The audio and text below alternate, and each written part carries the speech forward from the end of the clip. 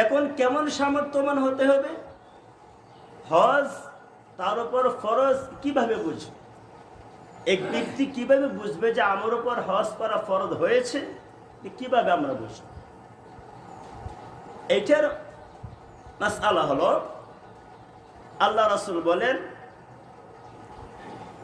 যে একজন ব্যক্তির কাছে যদি এই পরিমাণ সম্পদ থাকে, তার পরিবার পরিজনের আবশ্যকীয় খরচ বাদে, খেয়াল করবে, জমা আলোচনা হচ্ছে একটা ক্লাসের মতো। এখান থেকে আমরা একটা কথা আমলে নিতে পারি, আল্লাহ চাহে তো একটা কথার আমলে আমাদেরকে নাজাত দিয়ে দিতে পারি।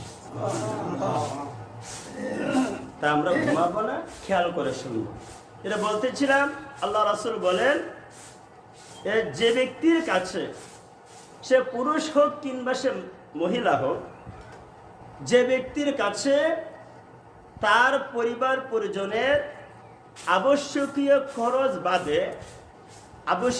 খরচ বাদে বাইতুল্লাহ শরীফ মক্কা করে যাওয়া এবং আসা যে ভাড়া লাগে, হজের যাবতীয় যত খরচ লাগে, এই পরিমাণ সম্পদ যদি তার কাছে থাকে, ওই ব্যক্তির উপর তখন হজ করা ফরজ। মাসালা কি বোঝাতে পারলাম? আবারও বলছি, একজন পুরুষের কাছে তার পরিবার পরিজনের আবশ্যকীয় খরচ, মানে জরুরি খরচ, যেটাকে সংসার টিকে থাকার মতো যে খরচটুকু